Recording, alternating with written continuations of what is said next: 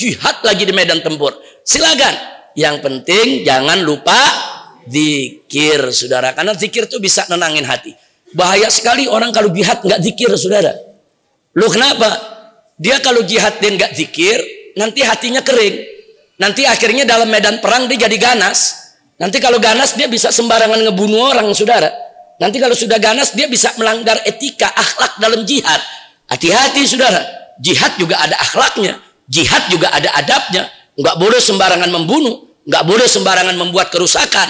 Nah itu bisa terjadi kalau jihad tidak diikuti dengan zikir. Zikir, tenangin hati zikir. Jadi kalau orang jihad, dia berani ke medan tempur, tapi hatinya tenang, zikir, dia nggak bakal melakukan pelanggaran di dalam jihadnya, saudara. Dia nggak bakal sembarangan membunuh orang. Alhamdulillah alamin. Nah kemudian berikutnya sebelum saya akhiri, saya ingin ingatkan semua di sini akan apa yang dinyatakan oleh Allah dalam Al-Quranul Karim. Allah mengingatkan kepada kita semua tentang pentingnya zikir. Nah, jangan zikir dipandang remeh, jangan zikir dipandang sebelah mata. Silakan Anda berjuang dengan cara apapun. Anda berdakwah, Anda berkhisbah, Anda berjihad, silakan. Tapi jangan pernah melupakan zikir, saudara. Jadi zikir ini harus selalu melekat, yaitu di dalam diri kita. Kenapa? Allah nyatakan dalam Al-Quranul Karim, faqala ta'ala, ala bidzikrillahi tatmainnul qulub. Ini pernyataan, nggak sembarangan pernyataan. Ini syahadatun ilahiyah. Ini merupakan kesaksian dari Allah subhanahu wa ta'ala, Tuhan kita semua.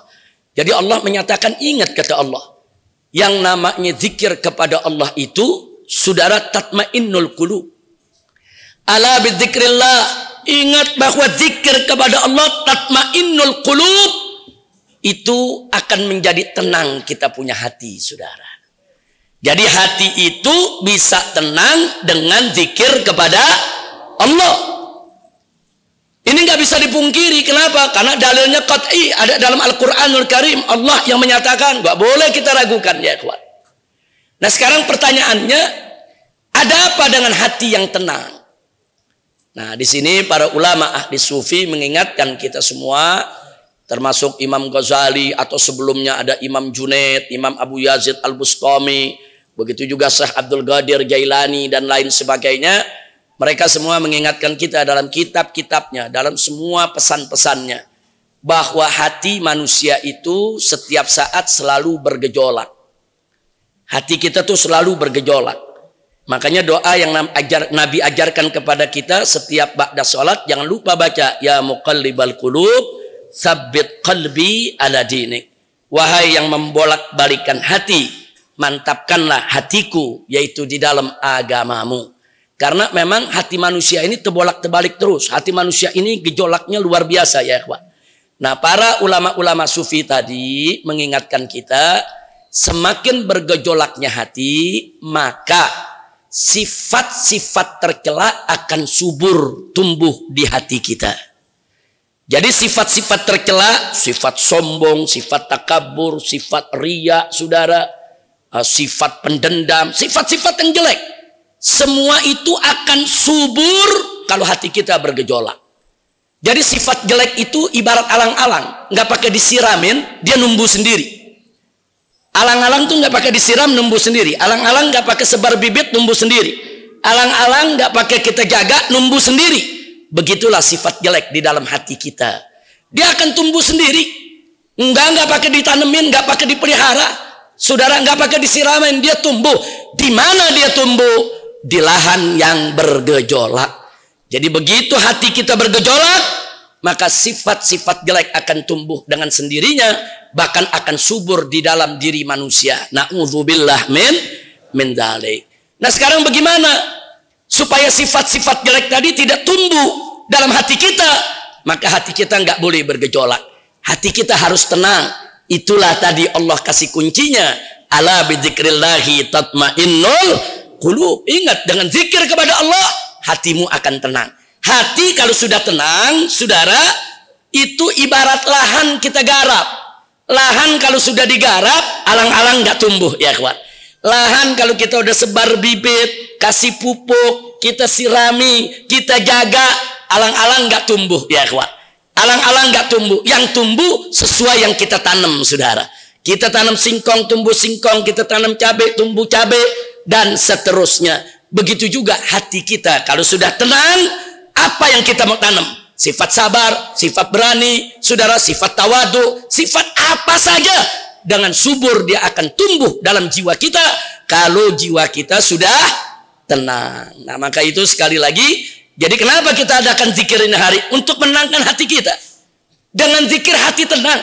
Kalau hati sudah tenang, kita bisa menyuburkan sifat-sifat yang terpuji, sifat-sifat yang baik yang akan tumbuh subur dalam hati kita, insya Allah. Makanya kalau ada anak-anak muda nanya, kenapa sih hati saya nggak pernah tenang? Kenapa sih saya kadang-kadang pengen berbuat jahat kepada orang? Jawabnya karena kurang zikir, saudara. Zikir yang banyak ya kawan.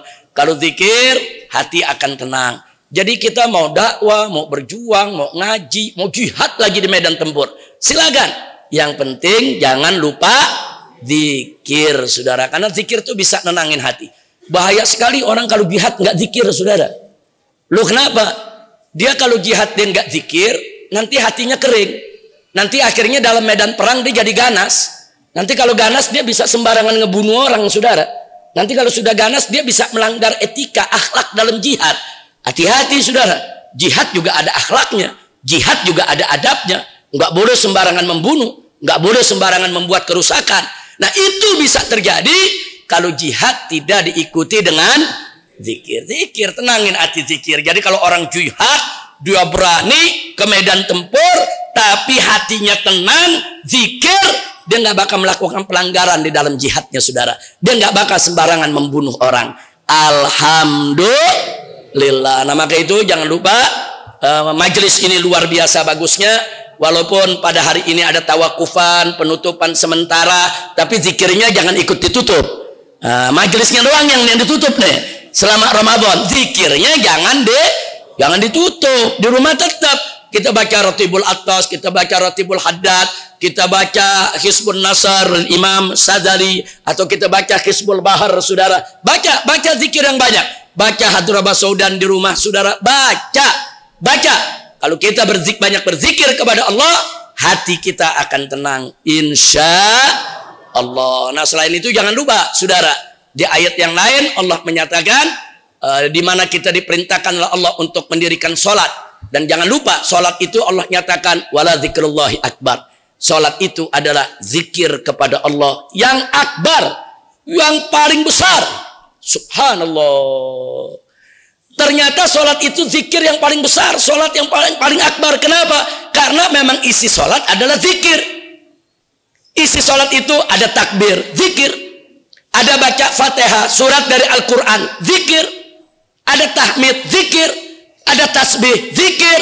Isi sholat dari mulai takbiratul ihram sampai salam, isinya adalah zikir. Dan zikir yang terbaik adalah zikir yang kita baca dalam sholat, saudara. Makanya sholat itu disebut wala dzikrullahi akbar.